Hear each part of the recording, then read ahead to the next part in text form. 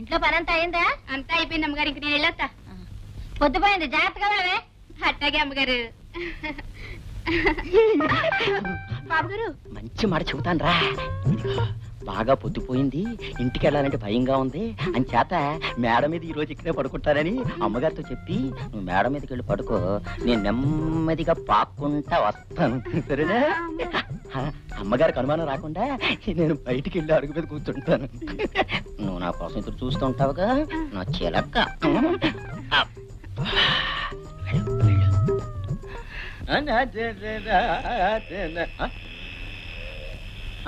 నిద్రపోయాడు.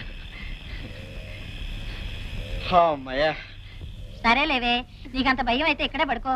ఓ పని చేయి, ఇక్కడ గాలి లేక చస్తున్నాను, ఒక్కబోసేస్తుంది. నేను వెళ్ళి డాబా మీద పడుకుంటాను, నువ్వు వెళ్ళి నా గదిలో సాప వేసుకుని పడుకో. అమ్మగారు మరి ఇదిగో ఇంకేం మాట్లాడుకో, నీ చెప్పినట్టు చెయ్యి, వెళ్ళు. ఇంకో 15 నిమిషాల్లో మేడ మీదకి మెల్లగా జారుకోవచ్చు. ఏటో మల్లయ్య ఈరుబడిగా కూర్చున్నావు ఏమిటి? సరే గాని ఏమిటి వేళకాని వేళ ఇలా ఊడిపడ్డా? వేళ నీతో కబుర్లు చెప్పడమేనయ్యా నా పని. నిద్ర వస్తుంది, వెళ్ళి పడుకుంటానే. చిన్నపిల్లలాగా నీ నిద్ర నేను పొగడతాగా. ఇదిగో నిన్న రాత్రి ఓ తమాషా జరిగింది. ఏముంటది? నీకు పీడకలు వచ్చి ఉంటది, నన్ను పీడించడానికి వచ్చావు, నా ఆనందం అంతా గంగపాలు చేసావు. అక్కడే పొరపాటు పడ్డావు. ఎన్నడూ రాంది నిన్న నాకు మంచి కల వచ్చిందా? నేను డాబా మీద వెళ్ళి పడుకుంటాను, నువ్వు తలుపు గడేసి పడుకో. అట్టగే అమ్మగారు. మర్చిపోకు. అప్పుడు నేను శ్రీకృష్ణులాగా నా చుట్టూ గోపికలందరూ చేరి నృత్యం చేస్తున్నట్టుగా దండం పెడతాను. రే నీకు దండం పెడతాను, ఇప్పుడు ఆపమానకరా, కళ సగంలో ఉంది. పూర్తవడానికి ఎంత టైం అవుతుంది? తెల్లారుతుందా? అయితే ఒక్క నిమిషం టైం నాయన. ఇదిగో తొందరగా రా, లేకపోతే నాకు నిద్ర రా. నీతో కొంత పని ఉంది. మెలికొచ్చిందా? మేడ మీద పని పిల్ల నా కోసం ఎదురు చూస్తూ ఉంది. ఎందుకంటే ఎందుకైతే నీకెందుకు రా, నాకు ఇప్పుడు రావడానికి వీల్లేదని చెప్పేసి కాంపిటీషన్ నన్ను పట్టుకుంటే అండి మొఖానికి అది కూడా ఎలా నేను చెప్పినట్టు వెళ్ళు వెళ్ళు. కానీ తెల్లవారులు కానీ నీ ఇష్టం కాదు కానీ. లక్ష్మి లక్ష్మి లక్ష్మి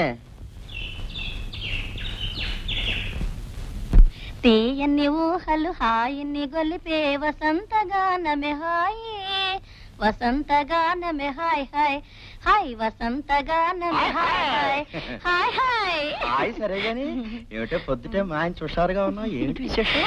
ఏమి తెలియనట్టు అడుగుతారే, రాత్రి అంతా అల్లరి చేసి. అల్లరా? ఏమిటి నువ్వు అనేది?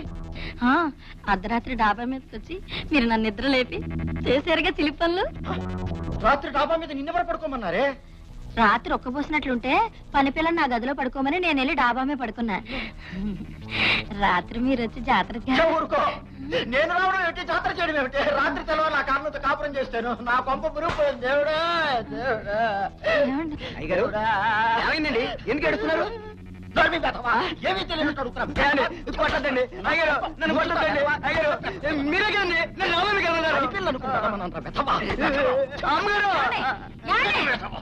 తప్పు చేస్తుంది మీరు, వాడండి కొడతారు.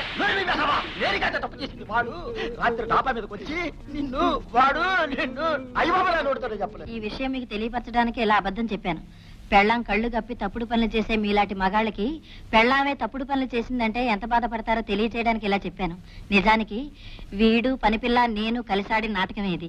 ఇప్పటికైనా మీకు బుద్ధి వచ్చిందా? అవునా? నాటకమా? ఇదంతా నాటకమా?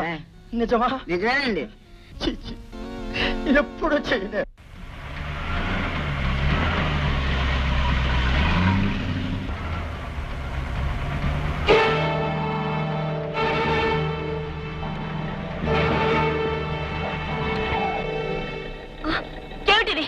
ప్రాణాల మీద ఆశ చెప్పినట్టు పోనీ పోనీ పోనీ.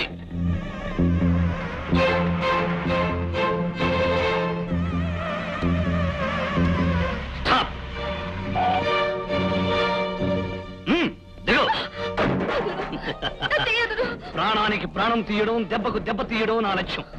నా చెల్లెల్ని అన్యాయంగా నాశనం చేశాడు నీ అన్న. వాడి చెల్లెలైన నీకు కూడా అధిగత పెట్టిస్తాను.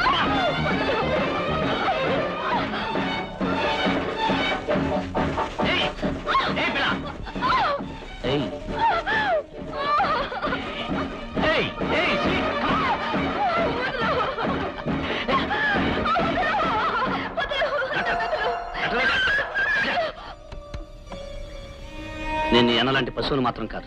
పోనీ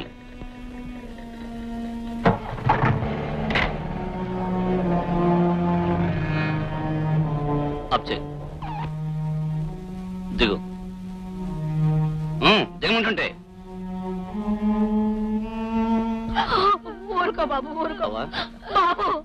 నా మనవడికి జ్వరం తగ్గలేదు బాబు, పొద్దున్న నుంచి ఒకటే ఏడుపు. కంగారు పడకవా, డాక్టర్ గారిని తీసుకొచ్చాను.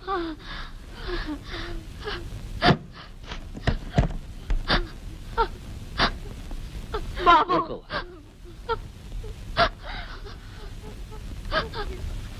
మరేం పర్వాలేదు, ఇదేం ప్రమాదకరమైన జ్వరం కాదు, సంధి జ్వరం. ఒక ఇంజెక్షన్ ఇస్తాను, తగ్గిపోతుంది.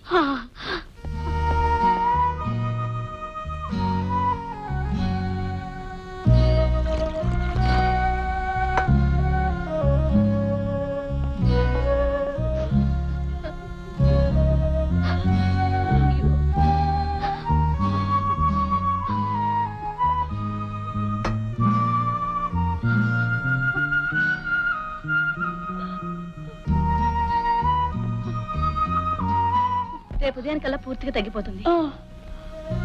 కాస్త నీరసంగా ఉంటుంది కనుక నేను కొన్ని మాత్రలు ఇస్తాను, ఆ వాడుతూ ఉండండి. అలాగేనమ్మా.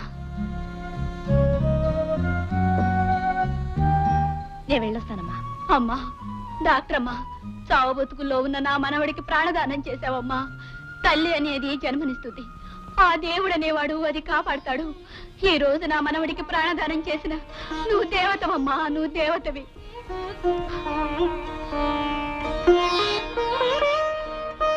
డాక్టర్ రోజా, విన్నారుగా ఎంతమంది మనసారా నిన్ను దేవతని పొగుడుతున్నారు.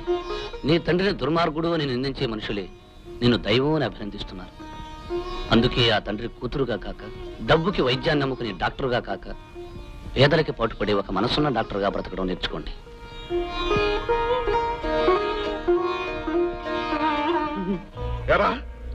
ఇంతకాలం నా సొమ్ము తిని ఒళ్ళు పెంచుకుని వాడు నా కూతురు ఎత్తుకుపోతుంటే ఏమీ చేయని దద్దమ్మలా తిరిగి వస్తారా? అతనికి వాడిని కుక్కని కాల్చినట్టు కాల్చి నా కూతురుని నేనే రక్షించుకుంటాను.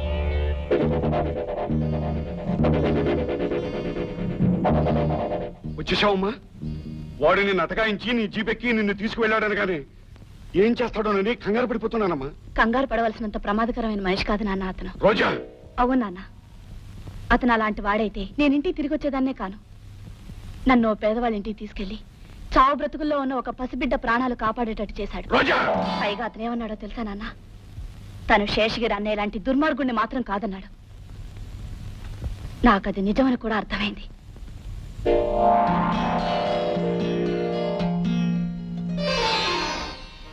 డాక్టర్ రోజా, అనుక్షణం కష్టపడుతూ కడుపు నిండా తిండి లేక అనారోగ్యంతో బాధపడే పేద ప్రజానీకానికి సేవ చేయడానికి వచ్చిన దేవతలు.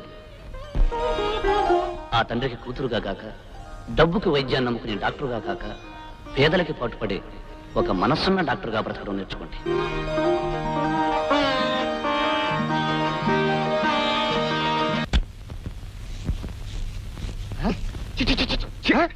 ఏమిటండి ఇది? ఏదో ముష్టి వాళ్ళ మహాసభ జరుగుతున్నట్టు పైసాధికారులు వెళ్ళి వాళ్ళందరూ ఇక్కడ చేరారు. కొంపదీసి అమ్మాయి గారు డబ్బు తీసుకోకుండా వైద్యం చేస్తున్నారా ఏమిటి? పసిపిల్ల ఏదైనా తెలియజేస్తుందేమో కానీ నేను వెళ్ళి మందలిస్తాను. ముందు వీళ్ళందరినీ బయట తరివి. మీకేమీ ఇచ్చుకోలేని పేద్దన్నమ్మా. నేను వైద్యం చేసేది మీ ఆరోగ్యం కోసం, కానీ మీరు నాకేదో ఇచ్చుకోవాలని కాదు. వెళ్ళొస్తానమ్మా. మంచిది. నోరు మూయవే ముసల్దా. ఉచితంగా వైద్యం చేయించుకుని నోటితో 2 ముక్కలు చెప్పి వెళ్ళిపోదాం అనుకున్నావా? పోతలకి. ఏమిటి నాన్న ఈ దారుణం? అది కాదమ్మా, నువ్వు చిన్నపిల్లవే, నీకేమీ తెలియదు. ఇలా డబ్బు లేని వాళ్ళకి వైద్యం చేస్తూ పోతే మనకు రాబడే ఉంటుంది. రాబడి ఆలోచించడానికి, లాభం ఏమిటని చూసుకోవడానికి ఇదేం వ్యాపారం కాదు, వైద్యం. రోజా, ఖచ్చితంగా చెప్తున్నాను, ఈ ఆసుపత్రిలో ముష్టి వాళ్ళందరికీ వైద్యం చేయడానికి వీల్లేదు. డబ్బున్న వాళ్ళకి, డబ్బిచ్చే వాళ్ళకి మాత్రమే వైద్యం చేయాలి. అదే నా నిర్ణయం. ఆలోచించు.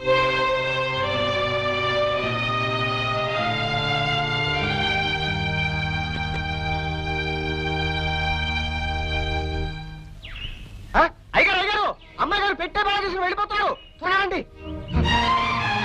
రోజా, ఎక్కడికి వెళ్తున్నావు? పట్టణానికి. ఎందుకు? అక్కడ ధర్మాసుపత్రిలో పనిచేయడానికి. సొంత ఆసుపత్రి వదిలేసి ధర్మాసుపత్రిలో పనిచేయాల్సిన కర్మ నీకేం పట్టింది?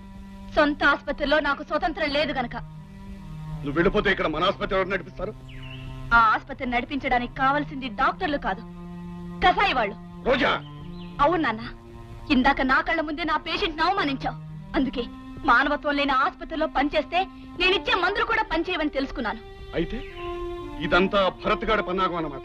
అన్యాయాన్ని సాధించిన మనిషికి నీతిని బోధించే హక్కు ఉంటుంది నాన్న. నాన్ననే విషయం నీకు గుర్తుంటే నా పరువును సవాల్ చేస్తూ నువ్వు ఇలా గడప దాటడానికి ప్రయత్నించేదానివి కాదు. మీకు మీ కూతురు కంటే మీ పరువు ఎక్కువ కాబట్టి మీ పరువు మీ దగ్గరే ఉంచి కేవలం డాక్టర్ రోజాగానే ఈ గడప దాటుతున్నాను. రోజా, నువ్వు నన్ను ఎదిరించి సాధించడానికి అన్ని విధాలా సిద్ధమైతే నా ఆస్తికి అనుబంధానికి కూడా దూరం అవుతాం. అది ఆలోచించుకో. ఆస్తి లేకపోతే నేను బ్రతకలేననేగా మీరు నన్ను హెచ్చరిస్తున్నారు. ధర్మాసుపత్రిలో ఉచితంగా పనిచేసిన డాక్టర్లకి జీతాలు ఇస్తారు. నా జీవితం గడవడానికి అది చాలు.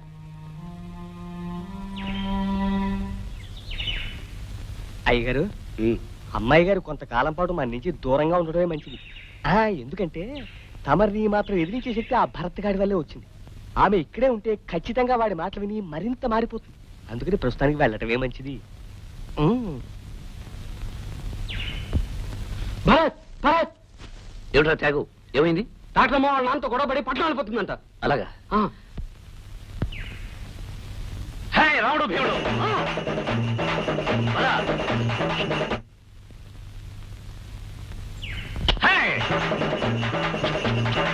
హే! హే! రాముడు భీముడు త్వరగా. డాక్టర్ రోజా, వెళ్ళిపోతున్నారా? అవును, నేను ఈ ఊళ్ళో ఎందుకు ఉండాలి, ఎవరి కోసం ఉండాలి? మీరిచ్చే మందు కోసం, మీరు చేసే వైద్యం కోసం, గుండెల్లో ఆశల్ని, కళ్ళల్లో ప్రాణాల్ని నిలుపుకుని మీ దగ్గరకు వచ్చే పేదవాళ్ళ కోసం ఉండాలి. అవును రోజా, మీ చదువు, మీ శక్తి ఈ ఊరి పేద ప్రజలకు ఉపయోగపడాలి. మీకు ఇక్కడ ఏ లోటు రాకుండా చూసుకునే బాధ్యత నాది. నాతో రండి ప్లీజ్.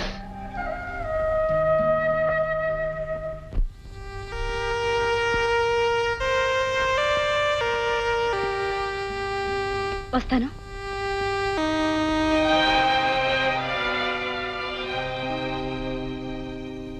రోజా, ఏమిటి నువ్వు చేస్తున్న పని? డాక్టర్ గా నేను చేయాల్సిన పని. సరే, ఇంటికి వెళదాం పద. ఆ ఇంట్లో నేను అడుగు పెట్టను. పోనీ హాస్పిటల్కి వచ్చి వైద్యం చేయి. అది డబ్బున్న వాళ్ళ ఆసుపత్రి. అక్కడ డబ్బు కోసం వైద్యం చేయడం కంటే పేదవాళ్ళకి వైద్యం చేయడంలో ఎంతో ఆనందం ఉంది. వైద్యంతో పాటు మాటలు కూడా నేర్చావన్నమాట. నిన్ను బలవంతాన్ని ఇచ్చుకెళ్తాను. ఏం చేస్తావో చూస్తాను. ఆగు నాన్న, నేనిప్పుడు మేజర్ని. నా ఇష్టాలు నావి. నన్ను ఆజ్ఞాపించే హక్కు, అధికారం మీకు లేదు. పదరాముడు. అయ్యా, ఓ చిన్న సలహా. మీ ముగ్గురు గోకి గోకి నా చేతులు పుళ్ళైపోయాయి కానీ మీరిచ్చిన సలహా ఒక్కటనే నెరవేరిందా? మళ్ళీ ఈసారి గోకారో మీ ముగ్గురికి గుళ్ళకి ఇచ్చేస్తాను. జాగ్రత్త.